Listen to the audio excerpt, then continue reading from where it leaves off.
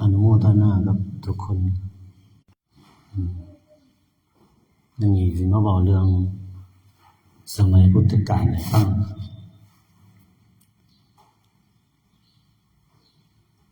มีเด็กหน่อย10 ขวบอยู่คนหนึ่ง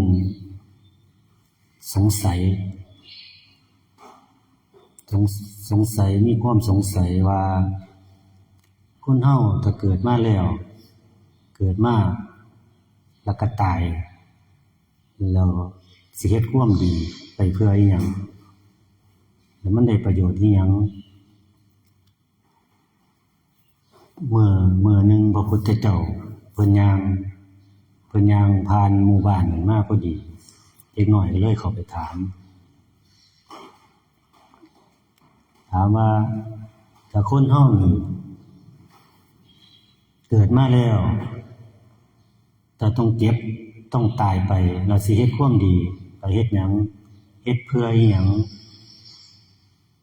พระพุทธเจ้าเพิ่นก็เลยหยุดแล้วก็แนมไปแนมเมืองเด็กน้อยคนนั้นด้วยความเมตตาก็เลยย้อนถามว่า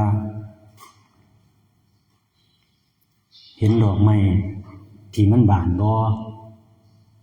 เด็กน้อยก็เลยบอกว่าเห็นพระเจ้าค่ะแล้วมันบานโดนอยู่บ่เด็กน้อยก็เลยบอกว่ามันบานบ่โดนแป๊บเดียวมันก็เหี่ยว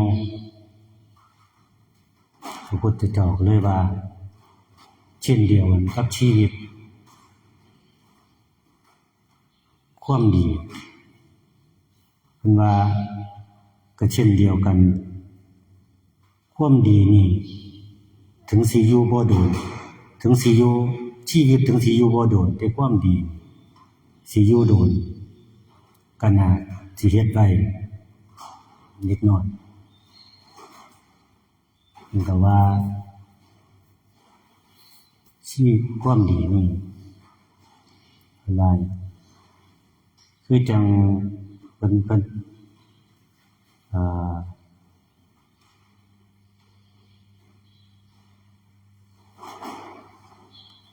่นว่าคือจังคนปลูกดอกไม้เพิ่นสิปลูกไปเพื่ออีหยังถ้าฮู้ว่ามันสิเหี่ยวแห้งไปนั่นล่ะเพิ่นก็เลยเปรียบเทียบว่าความดีนี่เฮ็ดไปมันเป็นสิ่งที่สวยงามถึงชีวิตเฮาสิตายไปก่อนมันก็ยังดีที่บ่เฮ็ดอีหยังเลยนี่ล่ะความดีให้เฮาสะสมไว้ให้เฮาหาโอกาสเฮ็ดไว้อีหยังเป็นความดีอีหยังคือความดีให้เฮาเฮ็ดไว้ก็คือจังนี่เฮามาเฮ็ดทานจังซี่ก็คือความดีได้ฟังธรรมก็คือความดีความดีถ้าเฮาหาโอกาสเฮ็ดได้มันสิดีต่อเจ้าของเพราะว่าภายภาคหน้าต่อไปความดีนั่นสิกลับมาช่วยเฮาเองคือจังอีกเรื่องนึงที่ว่ามีชายยากจนอยู่คนหนึ่งเพิ่นบ่มีเงินเฮ็ดทานเลยเพิ่นเห็นคนเขามาเฮ็ดทานเขามาเอาน้ำมาถวายพระจังซี่เพิ่นก็แนมไปเพิ่นก็เฮ็ดจังไดจังสิได้เฮ็ดทานคือเพิ่นเฮาก็บ่มีคือเพิ่นจังซี่เพิ่นก็เลยคิดไปเพิ่นก็แง่มาในบริเวณของวัดนี่ล่ะมีใบไม้มีอีหยังที่มันหกเพิ่นก็ใส่แห้งกายนี่ล่ะกวาดให้สะอาดสะอ้านเห็นหยังที่บ่เป็นระเบียบเพิ่นก็จัดให้มันเป็นระเบียบพระพุทธเจ้าเพิ่นแนมเห็นเพิ่นก็เลยเว้ากับภิกษุว่าภิกษุทั้งหลายเห็นชายคนนี้บ่เห็นชายยากจนคนนี้บ่เพิ่นมีความดีมีใจเป็นกุศลชายคนนี้ตายไปแล้วสิได้ไปเกิดในสุคติในเท วโลกพอจากจุติจากเทวโลกแล้วสิได้มาเกิดเป็นมนุษย์สิได้พบพระพุทธศาสนาสิได้ฟังธรรมแล้วก็สิบรรลุธรรมคือเจตนาของชายคนนี้คือเจตนาดีบ่ได้หวังว่าผู้ใดสิมายอมสิมายกย่อป่อปั้นนั่นล่ะคือเจตนาของคนเฮามีเจตนาดีเจตนาดีนั่นล่ะสิเป็นตัวที่ช่วยหนุนเฮานี่ล่ะให้เฮาคิดดีทำดีไว้ให้เฮาเชื่อมั่นทุกคนเชื่อมั่นทุกคนเชื่อมั่นในบุญในกุศลให้เชื่อในบาปบุญมีจริงแล้วทุกคนจะได้เห็นปฏิบัติไปก็จะได้เห็นว่าเป็นจังไดมีทานแล้วก็ให้รักษาศีลนำรักษาศีลแล้วก็ให้ภาวนานำภาวนาคือโตคือสุดยอดที่สุดคือภาวนา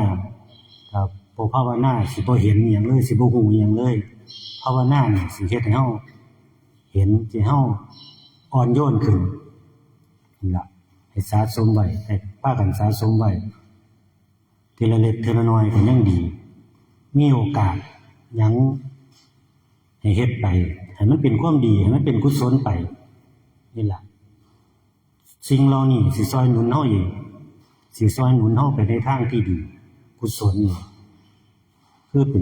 คือบ่ได้กลับมาทิ่มแทงเฮาทีหลังกุศลคือความดีนี่ล่ะให้เฮาสะสมไว้ล่ะก็ขอฝากไว้ส่ำนี้ล่ะ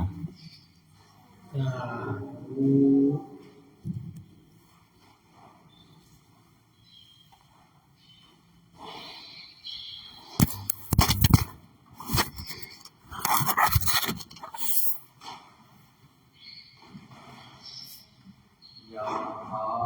วาริวหาภูราภริภูเรนสีสากาลัง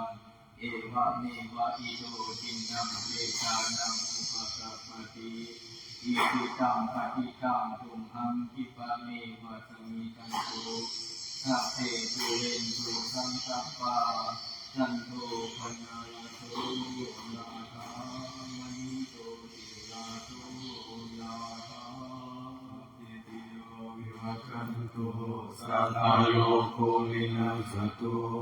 มาเตภวัตวันตรายโยสุขีติกายุโกภวะอภิวาทนาสีลิสานิจังวุฒาปจายโนอัตตารโอธรรมาวัฏันติอายุวันโนสุขังภาลังรักขันตุสัพพเทวตาสัพพพุทธานุภาเวนะสัทธสุขีภวันตุเตภาวะตุสัพพมังคลังรักขันตุสัพพเทวตาสัพพธัมมานุภาเวนะสัทธสุขีภวันตุเตภาวะตุสัพพมังคลังรักขันตุสัพพเทวตาสัพพสังฆานุภาเวนะสัทธสุขีภวันตุเตสาธุ